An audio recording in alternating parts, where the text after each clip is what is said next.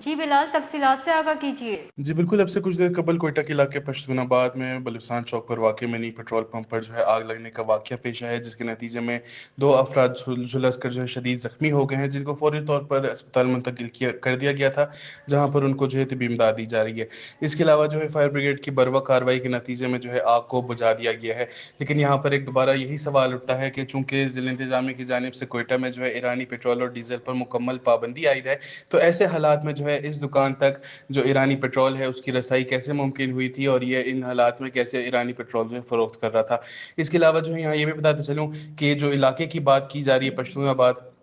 یہ انتہائی تنگ گلیوں اور سڑک پر مشتمل ایک علاقہ ہے، جہاں آس پاس تمام رہائشی علاقے اور دکانیں ہیں، اور چونکہ آج جمعے کا دن تھا، اس وجہ سے اکثر دکانیں بند تھیں، جس کے نتیجے میں فائر بریگیڈ کی گاڑی یہاں پر وقت پر پہنچ پائی۔ اگر جمعے کا دن نہ ہوتا اور یہاں پر عموماً ساری دکانیں کھلی ہوتی تو یہاں روزمرہ کی طرح کافی رش دکھائی دیتا ہے، جس کے نتیجے میں فائر بریگیڈ کی گاڑی بھی وقت پر نہیں پہنچ پاتی، اور آگ پھیلنے کا کافی خدشہ تھا۔ جی